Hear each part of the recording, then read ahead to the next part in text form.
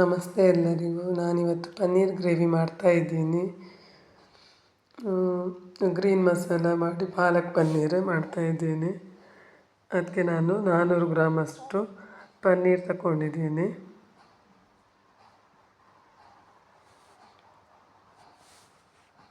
ಚಪಾತಿ ಜೊತೆ ತುಂಬಾ ಚೆನ್ನಾಗಾಗುತ್ತೆ.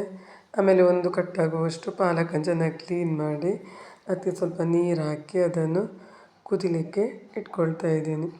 ಚೆನ್ನಾಗಿ ಕುದ್ದಿದ ಮೇಲೆ ಗ್ಯಾಸ್ ಆಫ್ ಮಾಡ್ಕೊಳ್ಬೇಕು.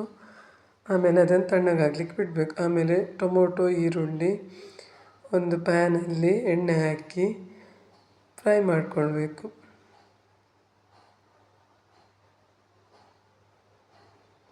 ಮೊದಲಿಗೆ ಈರುಳ್ಳಿ ಹಾಕ್ಕೊಂಡಿದ್ದೀನಿ.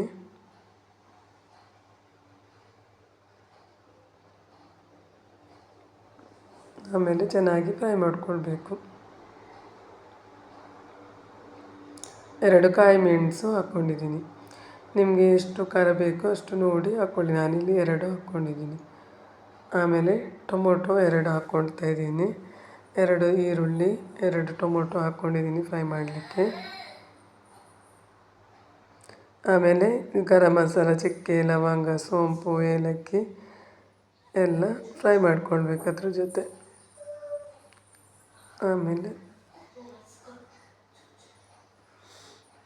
ಆಮೇಲೆ ಮಿಕ್ಸಿ ಜಾರಿಗೆ ತಣ್ಣಗಾಗಿರುವ ಪಾಲಕ್ ಸೊಪ್ಪು ಮತ್ತು ಫ್ರೈ ಮಾಡ್ಕೊಂಡಿರುವ ಟೊಮೊಟೊ, ಈರುಳ್ಳಿ ಅದು ಕೂಡ ತಣ್ಣಗಾದ ಮೇಲೆ ಮಿಕ್ಸಿಯಲ್ಲಿ ಹಾಕ್ಕೊಳ್ಬೇಕು.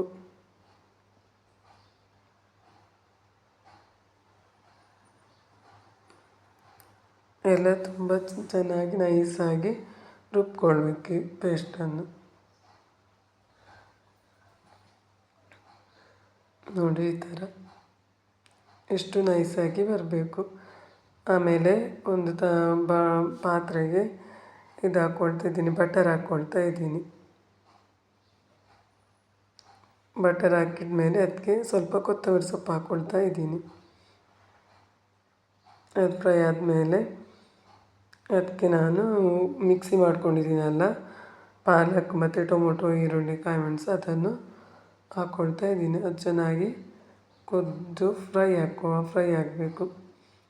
ಮತ್ತು ಮಿಕ್ಸಿ ಸ್ವಲ್ಪ ತೊಳೆದ ನೀರನ್ನು ಕೂಡ ಅದಕ್ಕೆ ಹಾಕ್ಕೊಳ್ತಾ ಇದ್ದೀನಿ ಕ್ಲೀನ್ ಮಾಡಿ. ನೋಡಿ ಇಷ್ಟು ನೀರು ಹಾಕ್ಕೊಳ್ತಾ ಇದ್ದೀನಿ. ಆಮೇಲೆ ಮಿಕ್ಸ್ ಮಾಡಿಕೊಳ್ಬೇಕು.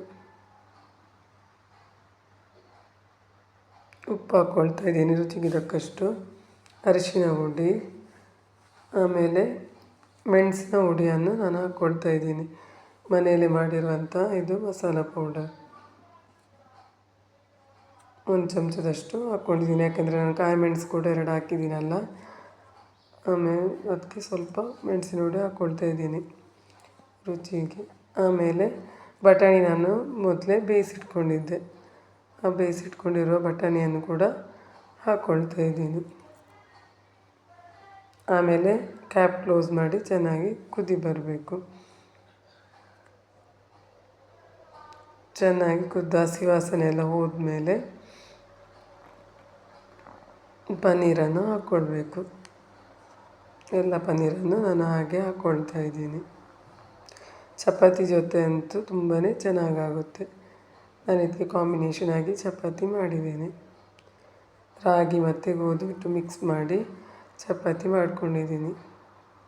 ಆಮೇಲೆ ಕೊನೆಯದಾಗಿ ಸ್ವಲ್ಪ ಬಟರ್ ಒಂದು ಪೀಸ್ ಹಾಕಿ ಬಿಡಬೇಕು ಲಾಸ್ಟ್ ಎಲ್ಲ ಗ್ಯಾಸ್ ಆಫ್ ಮಾಡೋ ಟೈಮಿಗೆ. ತುಂಬಾ ಚೆನ್ನಾಗಿರುತ್ತೆ ತಿನ್ನಲಿಕ್ಕೆ. ಟೇಸ್ಟ್ ಮಕ್ಕಳಿಗೆಲ್ಲ ತುಂಬ ಇಷ್ಟ ಆಗುತ್ತೆ. ನಾನಿದು ರಾಗಿ ಮತ್ತು ಗೋಧಿ ಮಿಕ್ಸ್ ಮಾಡಿ ಮಾಡಿರೋದು ಚಪಾತಿ. ನೋಡಿ ಈ ಥರ ಇಷ್ಟು ತೆಕ್ಕಾಗಿ ಎಷ್ಟು ಚೆನ್ನಾಗಿ ಬಂದಿದೆ ನೋಡಿ. ತುಂಬಾ ಇಷ್ಟಪಟ್ಟು ಮಕ್ಕಳೆಲ್ಲ ತಿಂತಾರೆ. ನಮಗೂ ಅಷ್ಟು ದೊಡ್ಡವರಿಗೆ ಇಷ್ಟ ಆಗುತ್ತೆ. ನನ್ನ ಚಾನಲ್ಗೆ ಸಬ್ಸ್ಕ್ರೈಬ್ ಮಾಡಿ, ಲೈಕ್ ಮಾಡಿ, ಶೇರ್ ಮಾಡಿ, ಇದೇ ರೀತಿ ಸಪೋರ್ಟ್ ಮಾಡ್ತಾಯಿರಿ. ಓಕೆ, ಬಾಯ್ ಬಾಯ್. ಇದೇ ರೀತಿ ಒಳ್ಳೊಳ್ಳೆ ರೆಸಿಪಿಯೊಂದಿಗೆ ಬರ್ತಾಯಿರ್ತೀನಿ.